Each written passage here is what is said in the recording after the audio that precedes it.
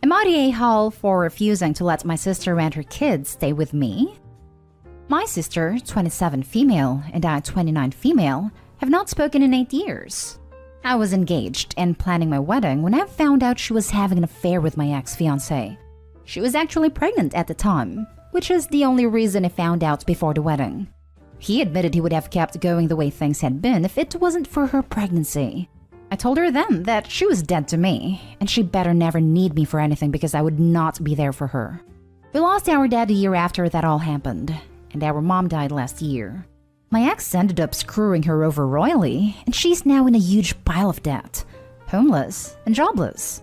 She reached out to me and asked if she and her kids could live with me for a while. I said no. She begged. I told her that my stance had not changed on the matter, and she needed to go somewhere else because I would never ever help her. She ended up with our aunt in another state. My aunt has since been pissed at me for turning her away, saying it's petty to hold it against her and to not help family, especially family with kids. I told my aunt that she ceased being family when she did what she did to me. That she was young, yes, but she was my sister and supposed to be my friend too, and none of it was enough to not do something like that to me. That she would have let me marry him while screwing him behind my back. My aunt told me it was no reason to tell her she deserved everything she got, which she never said to her. I didn't even curse at her as much as I would love to. My sister also tried reaching out again and asking for cash. I just ignored her, which pissed my aunt off even more. Am I the a-hole? Now for the top comment.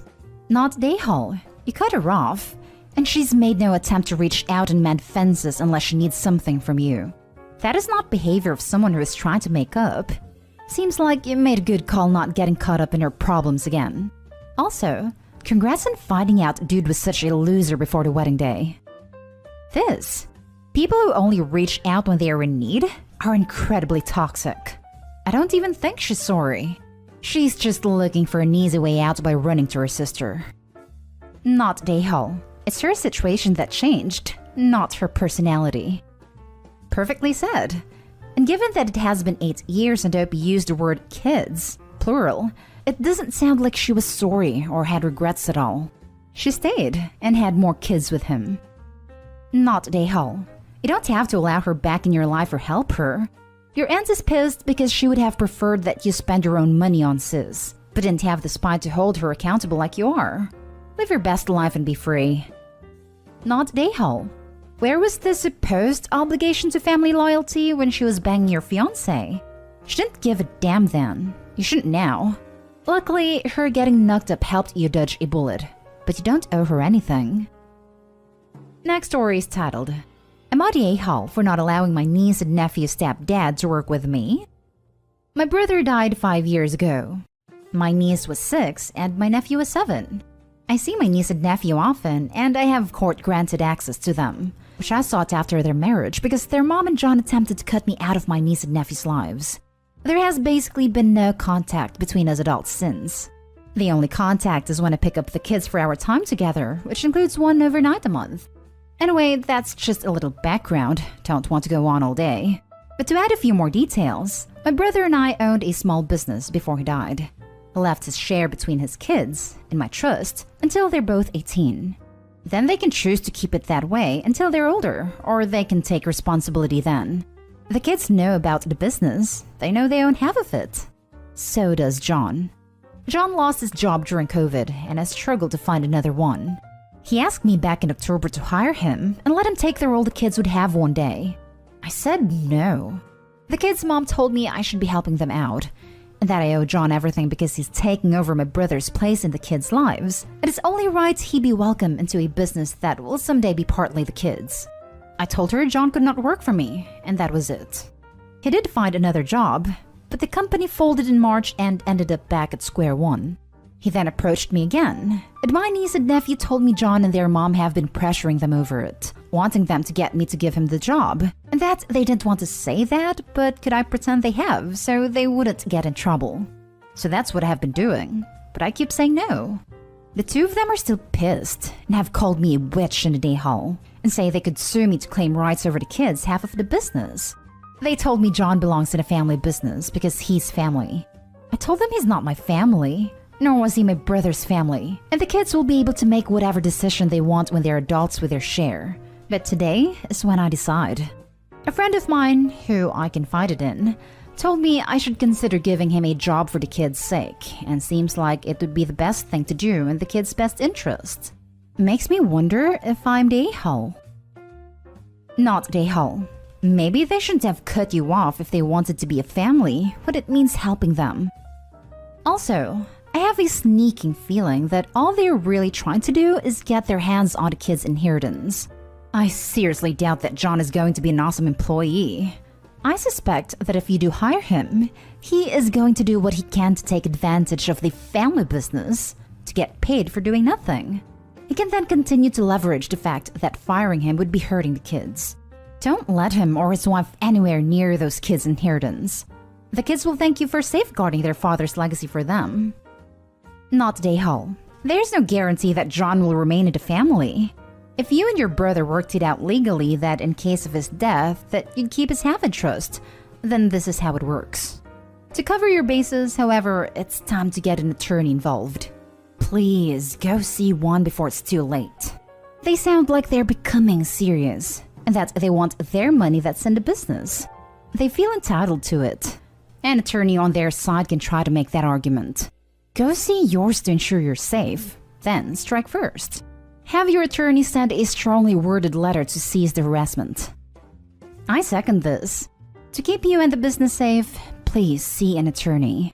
Also document every time they ask you, their threats of suing you, and how they're pressuring/manipulating the children for their own agenda.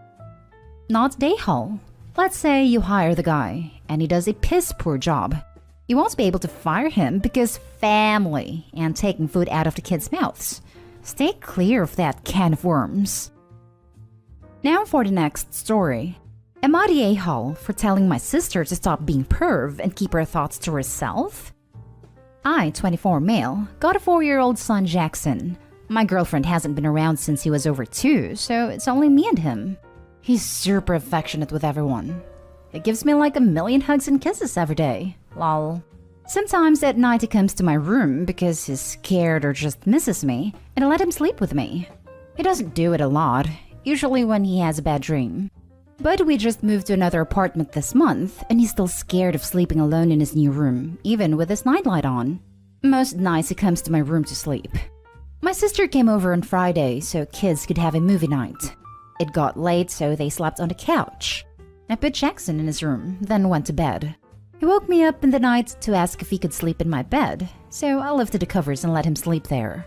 In the morning, my sister came to my room, asked if I wanted to order breakfast for the kids. Then she saw Jackson sleeping with me. She didn't say anything, but when I was in the kitchen, she told me that was really inappropriate. I asked what was, and she said that Jackson was sleeping with me in my bed. And I need to be careful because people will get the wrong idea. Then with me always hugging him and letting him give me kisses on the cheek. Seriously? WTF? I asked her what was wrong with it. And to her it didn't seem right that I'm his dad, not his mom, so it's weird. Like even her husband doesn't do that with their son. She also pointed out our dad wasn't like that either with me. Kinda why I'm trying to be different with my son. To me it just sounded crazy.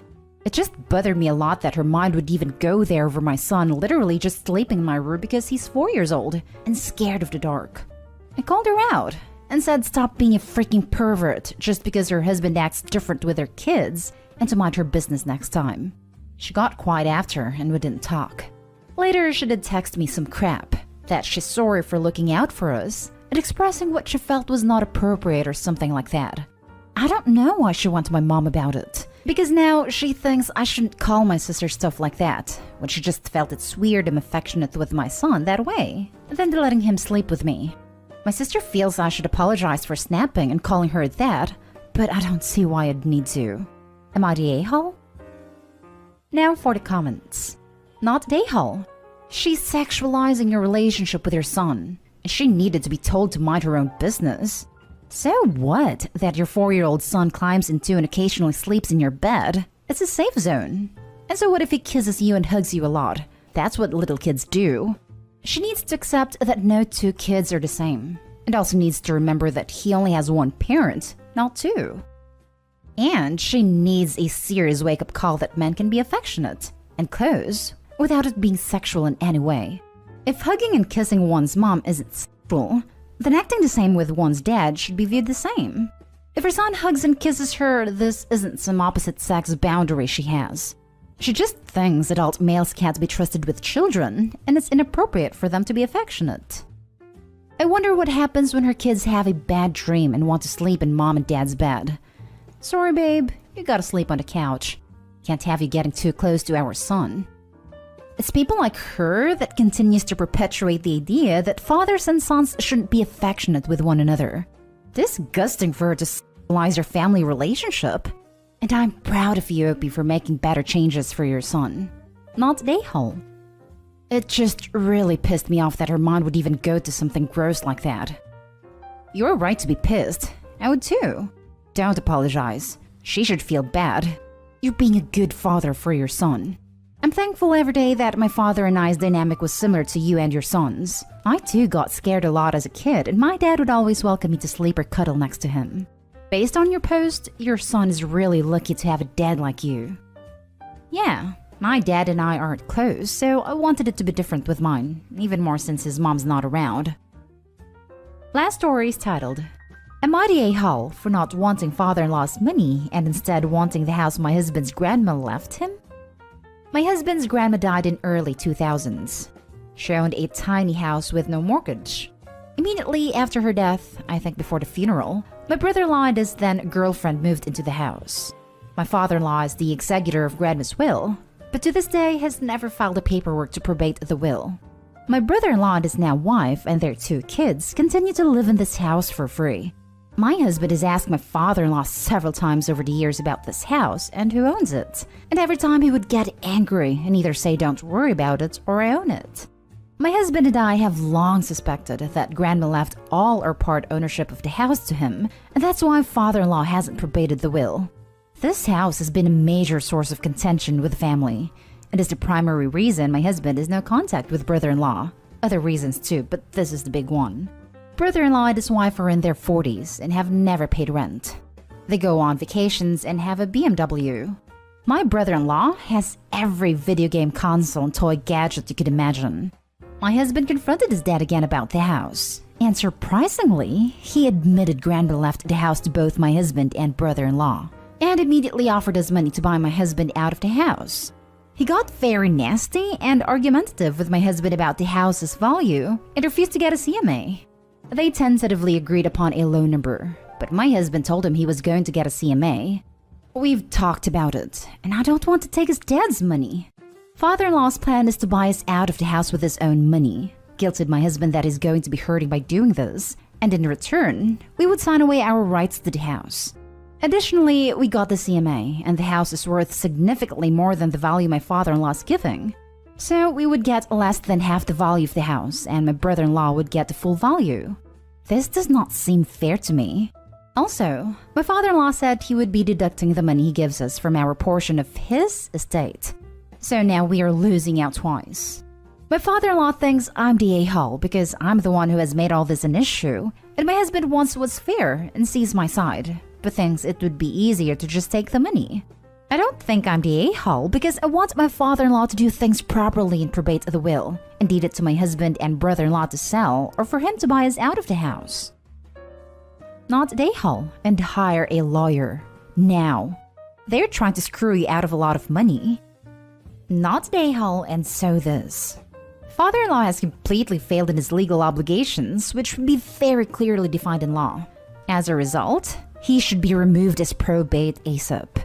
As part owner, your husband is entitled to rent for the last 20-odd years. Just get a lawyer ASAP, and do not sign anything or take anything. Husband is entitled to back rent and can probably be named the executor, or whatever your state calls it, of the probate since father-in-law failed to execute his duties. Call a lawyer ASAP. Not the a-hole. Sounds like it's time to visit a lawyer. I know that's going to cause problems, but your father-in-law is not doing his job and creating a problem. Not the a-hole. Consult an attorney. Father-in-law has fiduciary responsibility to probate in timely manner. Contact a lawyer to review your options, but be careful. especially about letting your in-laws know that you are doing so. Depending on where you live and lots of other details, it's possible that too much time has passed for you to contest how the estate was handled. You may still have other options, but those might involve directly suing your in-laws. Even if you are morally and legally entitled to those options, consider whether the emotional costs to your husband are more important.